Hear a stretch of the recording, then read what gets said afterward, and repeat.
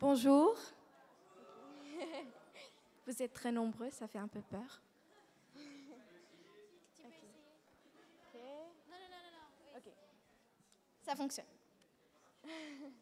Alors, bonjour, je m'appelle Héloïse. Moi, c'est Chloé. Il faut parler dans le micro, Chloé. Et nous sommes des élèves de ce lycée et on va vous présenter notre projet de Matangine, les miroirs.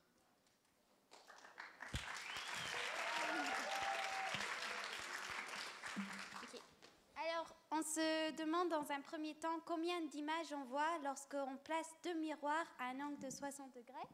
Et puis, on va se demander quel est l'angle séparant deux miroirs pour pouvoir voir 3 images et puis 4 images.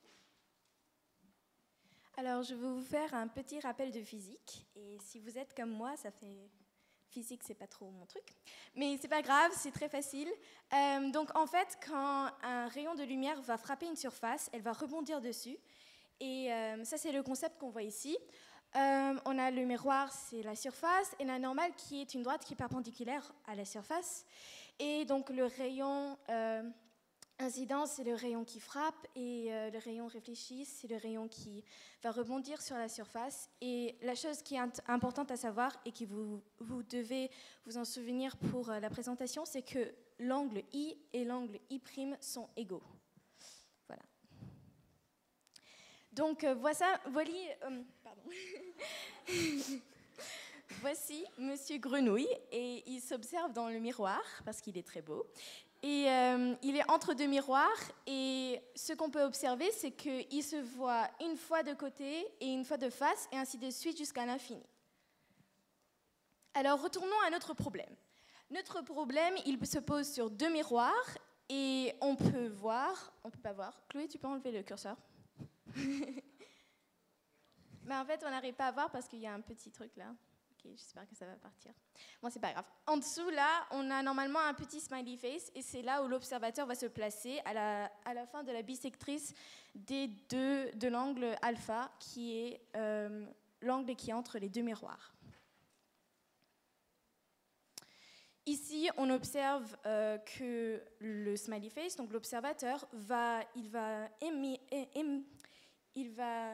émettre des rayons qui vont apparaître sur le long d'un miroir. Donc, il n'y a que certains rayons qui vont produire des images, d'autres vont se perdre dans l'infini. Et en fait, on peut revoir notre phénomène de face-côté qui se produit sur un côté. Alors, ce qui se passe pour que ça se perde dans l'infini, on va l'expliquer plus tard. Quand il y a un rayon qui frappe le miroir à un angle perpendiculaire, ici représenté en vert, il y a une réflexion. C'est là où on voit notre réflexion, c'est le smiley face. Alors, si elle ne rebondit pas directement, donc comme le segment vert, elle va rebondir sur l'autre miroir jusqu'à ce qu'elle puisse atteindre ou avoir un angle perpendiculaire avec le miroir. Et c'est là où on va voir la réflexion. Où il va avoir une réflexion. Mais en fait, ce qui se passe, c'est que le rayon, il va frapper sur les deux miroirs jusqu'à avoir un angle perpendiculaire. Et puis après, il va retracer ses pas pour revenir à l'œil. Mais on va seulement voir la réflexion de la personne sur le premier endroit où le rayon a frappé la surface du miroir.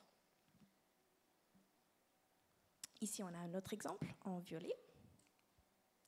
Et donc, seulement quelques notations pour la suite. AB, c'est la droite AB. Et puis après, ABC avec un chapeau, c'est l'angle ABC de sommet B. Chloé, c'est à toi. Ah, pardon, c'est encore moi. Donc, on va commencer par calculer combien de faces on a en fonction de alpha, qui est l'angle là. Alors, BCG, c'est l'angle bêta, et ABCG sont deux droites perpendiculaires à DA, et puis donc elles sont parallèles entre elles. Et on a deux angles alternes de même mesure, l'angle BCG et CBA. Ils sont tous les deux pour valeur bêta. Alors, BE est la bisectrice de ABC, d'après nos propriétés de physique. Et puis donc, ABE et EBC sont tous les deux égales à bêta sur 2. Alors, rappel.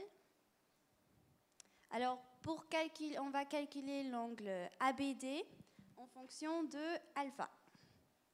On développe et on obtient pi sur 2 moins alpha. OK? Sur 2 moins alpha. Alors maintenant, on va essayer de calculer l'angle ABC en fonction de alpha. ABC est égal à bêta.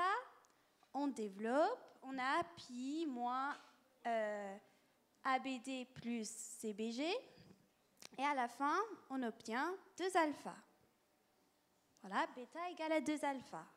Par contre, si on veut avoir 3 images, une troisième image, on va avoir bêta égale à 3 alpha.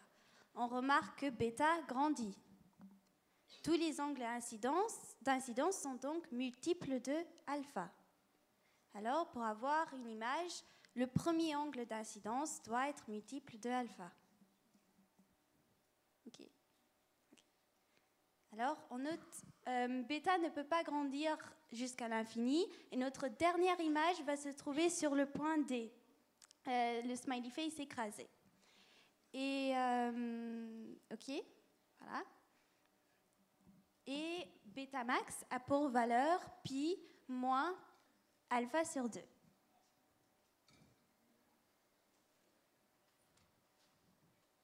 OK.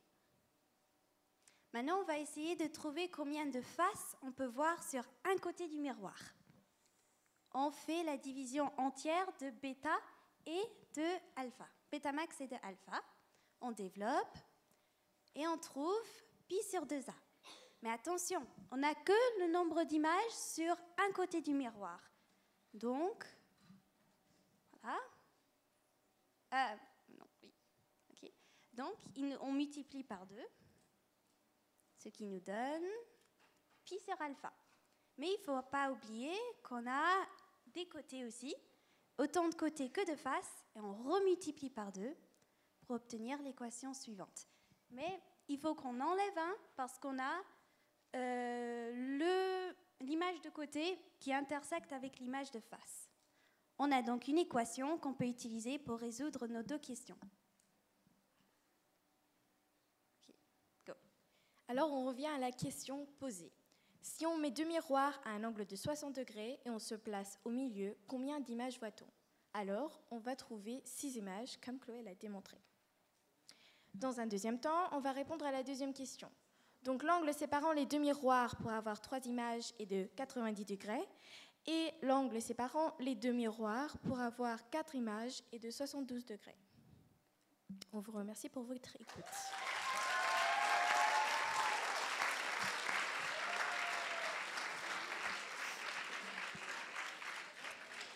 Est-ce qu'il y a des questions?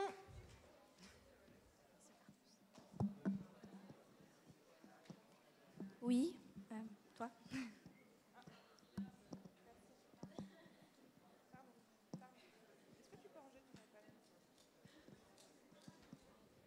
J'ai pas très bien compris pourquoi vous avez utilisé pi. Parce que c'est en radian. Ouais, c'est quoi? Pourquoi on a divisé pi? Reviens là. Pi? Là, dans ce slide? Ouais, ou pi? Pourquoi dans la formule, vous avez utilisé pi en général? La formule totale. Ouais. Ici? Non, je pense que c'est la formule avec... Non, il s'est divisé par pi. On divise pas par pi. Ouais, On comprend pas ta question, monsieur. Pourquoi, dans les équations que vous avez faites là, d'où est-ce qu'il vient le pi? Le pi, c'est en radian. Ah oui, alors on a décidé d'utiliser des radians et pi, c'est 180 degrés. Voilà. D'accord. En radian. D'autres questions?